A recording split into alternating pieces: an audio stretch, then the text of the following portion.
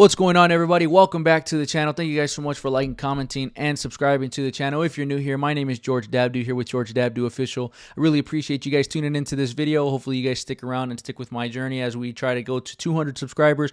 We're at about 150 subscribers at the moment, about 3 weeks into the channel, so thank you guys so much. My goal for this channel is to get to 200 subscribers by the end of September. I really think we can do it, get 50 subscribers by the end of the month.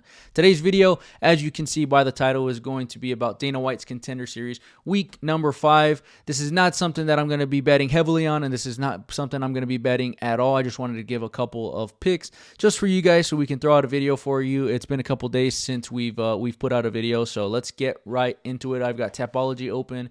I've got DraftKings open. Hopefully you guys can see everything on screen, but as we start with the first fight, this was a late replacement fight. Diane Barbosa versus Rain Guerrero. Corrine Laframboise was supposed to fight, but did get a blood test done and showed that she was pregnant. So thank God for medicals, we were able to get her out of the fight to make sure that she doesn't harm herself and harm her body. So good luck to her. But like I said, looking into the first fight of the night, we've got Diane Barbosa versus Rain Guerrero. I got a couple notes on this fight. So if we open it up here on DraftKings, Diane Barbosa stepping in late is the minus 305 favorite. And there's a lot of mixed takes on this fight. A lot of people are leaning towards Barbosa. A lot of people are leaning towards Guerrero.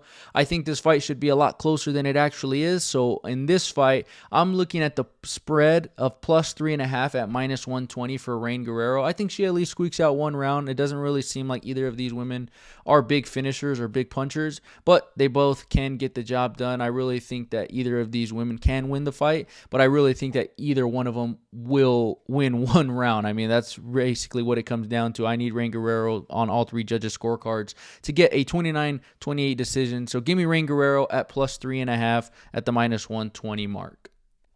Moving on to the second fight of the night, we've got Jean Silva versus Kevin Vallejos, and I was looking into this fight.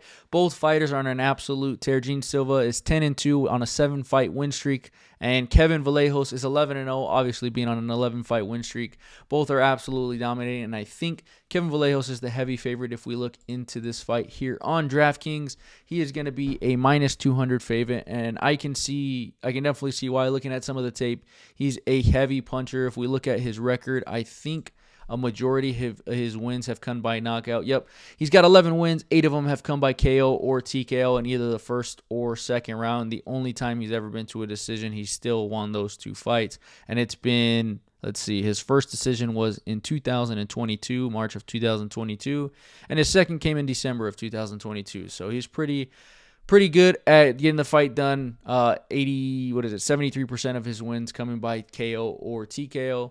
If you look at the other side, Jean Silva is a really good fighter as well, coming from Brazil. He's 26, so he is the older fighter in this fight. He hasn't lost a fight since 2018, I believe it was, and that was the last time he went to a decision. So I really don't think this fight is going to go the distance. If we look into the round props here on DraftKings, or the fight props here at DraftKings, will the fight go to the distance? I say no at minus 250, but that's an expensive bet to make. So if you go back to the popular page, under 1.5 at plus 110 is a play that I'm going to be looking at. So if you wanted to get a little bit of value, I want to give you guys some value on all of these picks. I don't want these to be minus 200 or minus 300 picks. I mean, laying $300 to win 100 is insane. Some people do it. Some people, I've done it. I'm not saying that I've never done it, but I definitely am trying to cut that out, because if one of these fights loses at a minus 300, then it's really hard to profit. So when you're looking at these fights, give me Kevin Vallejos money line, give me the under 1.5. And I think if you were to do the fight parlays with Kevin Vallejos and the under 1.5, plus 200 is great value. Both of them have shown that they're finishers, so plus 200 value is great. And if you watched my video last week, I did give out a plus 140 in the main event, and it did hit. We were profitable last week, so hopefully we continue that streak. Now going back to the next fight of the night, we are looking at Chad Hannacum versus Dylan Budka, and Dylan Budka is a late replacement fight on this card. I think he fought like 6 or 7 days ago on another card or another show. So if we open up DraftKings here, I am going to see Hannacum as a small favorite on this card. Hannacum, oh, I opened up the wrong one here on Tapology. Let me go back here. Chad Hannacum, Dylan Budka, we're opening up the next fight of the night.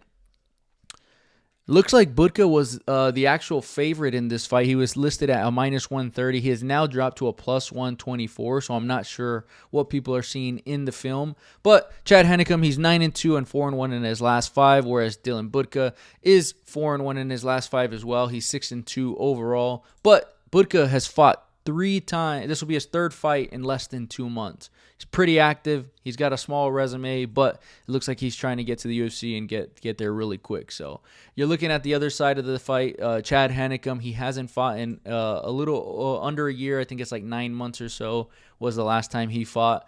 When you look at both of these fighters, I don't know. I'm looking at the over under. It just seems really skewed at under 2.5 rounds, getting the +150. If you wanted to go the round props or the fight props, the fight to go the distance, you type in that no button or you click that no button at +120. That's pretty fair. I might even just take the value at +150.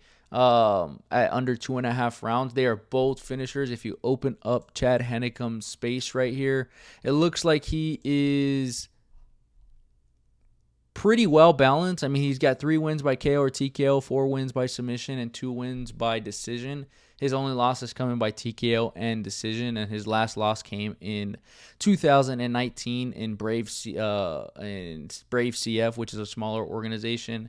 Now, if I look at Dylan Budka, who has fought, this is going to be his 3rd fight in 3 months. He's on a 1-fight win streak. He did win his fight last weekend via rear naked choke. He's got 2 wins by submission, 3 wins by decision, and 1 win by KO or TKO. So he's pretty well balanced as well. So I can see why the odds makers are putting this one at a -200 on the over 2.5. I really think that these both are going to be looking for a way to get this fight over early and at least before the 2.5 rounds is up. So if I'm putting a bet on here, I'm definitely going to take the under 2.5 rounds at +150. Like I said in the last fight, I really want to just give you guys some values. I don't want to give you the -200s or the -300s who are almost guaranteed or not even guaranteed. No bet in this industry is guaranteed. UFC is definitely so volatile, in Dana White Contender Series even more. So when you move on to the next fight, like I said, I'll give you the under 2.5 in the Dylan Budka and Chad Hennecum fight. Moving on to the next fight of the night. This is going to be Serhi Sidi and Ramon Tavares. I have no idea who either of these fighters are, unfortunately. I didn't do much research on this one. I did just start my new job at AutoNation Honda here in Tucson, Arizona. So if you're looking for a car, let me know. What I wanted to do is just get a video out for you guys. So when we're looking at this here, we've got Serhi Sidi, who is 9-1 and 5-0 in his last 5, and Ramon Tavares is 4-1 in his last 5. I just don't see this fight going the distance. Honestly, I'm looking at the -2.5. They are both pretty dominant finishers. If I open up CD's last couple, he's 5-0 in TKO, or he's got 5 wins by TKO. He's got 2 wins by submissions and 2 wins by decision. He's on a 5-fight win streak. His last loss came by a unanimous decision in 2020, so hasn't tasted defeat in quite some time. So if we open up Ramon Tavares' page, you're looking at someone who has 4 wins by KO or TKO, 3 wins by submission, and 1 win by decision. So both of these fighters have shown that they have the ability to stop somebody. I don't know why the under is set at 2.5. A lot of these fights where they've shown that their finishers are listed at the -1 or at the under 1.5 rounds. So give me the under 2.5 rounds here at -145. I think that's good enough juice to make. It does look like one of these fighters did miss weight, and Tavares is actually above the contracted weight at 136.3. He barely missed it by 0.3 pounds, so I don't think that'll affect the outcome of this fight too much. But I don't have a winner here for you. I just want to basically just give you guys some sort of pick in this fight. Now moving on to the last fight of the night, Bruno Lopez versus Brenson Ribeiro. This is a pretty easy fight to call. Bruno Lopez is a dominant force in this fight. I was watching Brenson Ribeiro's last fight, and his punches are really loopy. They come from awkward angles, which means if Lopez can throw his strikes pretty straight like he does, he has a great 1-2 from the body to the head. And when I see those punches, when I look at Lopez's last fight, when I look at Ribeiro's last fight, I just think Lopez is the definitely more well-rounded. And I'm not just saying that because he's a minus 675 favorite. I say that because when you look at his last fight, he mixes in his grappling decently well. He's got great punches straight up the middle, 1-2s, body, head. He's got great leg kicks. He's a big 205er with strong leg kicks. I just don't see Brenson getting the job done because of how loopy his punches are. If you wanted to pick here, I'm definitely taking Bruno Lopez to win by KO or TKO or DQ at minus 150. That's the best value you're definitely going to get without having to pick exact rounds or pick an exact method of rounds or time or anything like that. When you look at minus 150, that's pretty good for someone who has a pretty dominant record. He's 11-0. He's on a, let's see, his finishing rate is pretty through the roof. I mean, 9 wins by stoppage, and he's got 2 wins by decision.